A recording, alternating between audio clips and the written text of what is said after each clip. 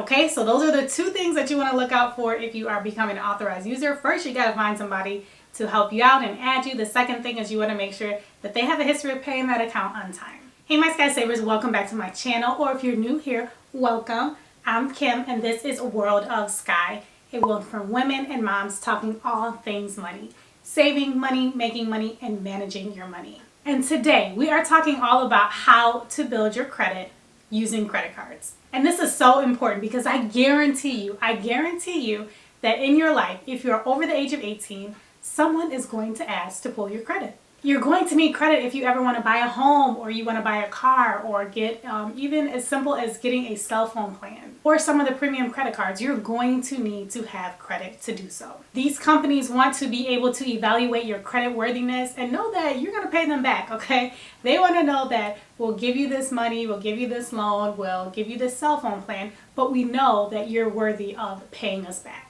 Okay, so not only is it essential to have credit, you need to have good credit, okay? You need to have good credit, or very good credit, or excellent credit, okay?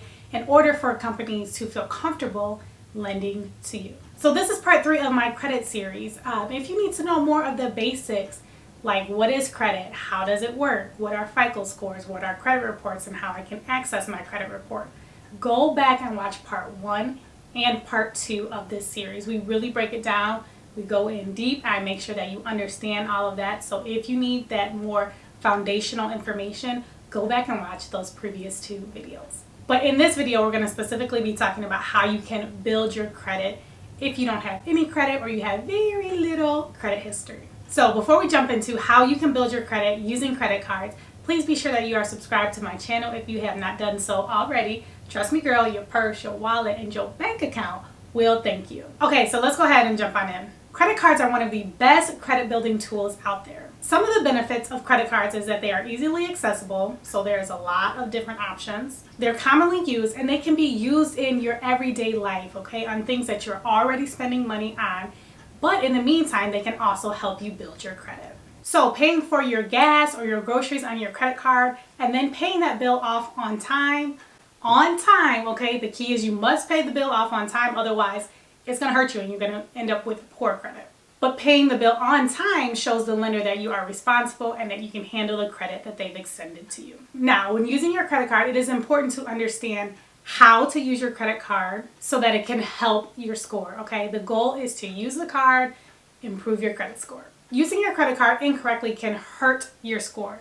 It can hurt it, and it can hurt it quickly and leave you in a worse off position. Okay, so here are some strategies that you can do to start building your credit with credit cards. The first thing that you want to do is open your first credit card. If you don't have any credit history at all, okay, so you have no credit, you've never had any loans or anything extended to you in your name, you would fall under the category of having no credit history. So you'll want to research specific cards that are for individuals that do not have any credit history. There are all different types of credit cards out there for individuals with no credit history, fair credit, poor credit, good credit. Of course, excellent credit can have their choice of any credit cards out there. With not having any credit history, you will likely be applying for a secured credit card. This type of card requires you to pay a security deposit up front in order to have them extend a line of credit to you. I have a whole video about the different types of credit cards. Goes into a lot more detail. I'll leave it here. Check that out if you need more information on the different types of cards that you may or may not qualify for. Okay, so once you've done your research, you've applied for the appropriate card that was for you, you got approved, yay, congratulations. Now it's time to start using your card. Start using that card to make small, everyday purchases that you know that you can easily afford. This is not the time, okay, to try to go out there and start balling and buying all kinds of stuff because you have a credit card. No, girl, this is not the time for that. Only put things on that card that you know you can afford to pay off in full.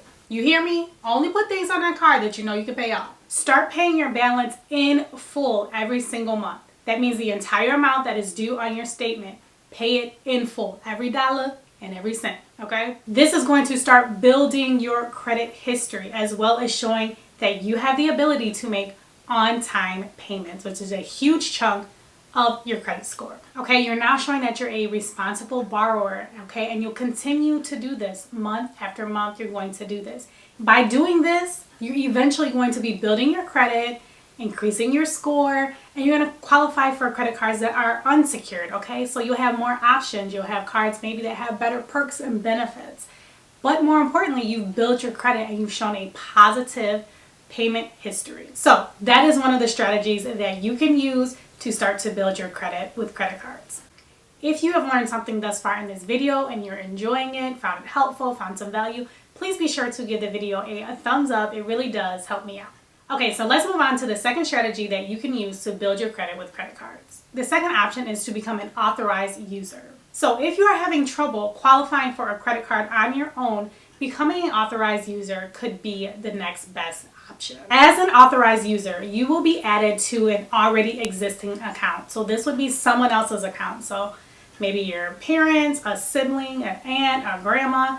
It's going to be someone else's account and they're going to add you as an authorized user. And you'll be given your own card to use. From there, as you and the owner of that account are using the account and paying the account off on time, the positive payment history is then going to be reported on your credit report too. And then it will be factored into your credit score. So again, this can be very helpful. If you don't have any credit history, you don't have a score at all, having someone else's positive payment history report is going to be huge for you. But remember, this is someone else's account, okay? So you're going to have to do some work. You'll have to find someone who is willing to add you as an authorized user to their account. But you also want to make sure that that person is managing their account well, okay? They're paying their bill on time.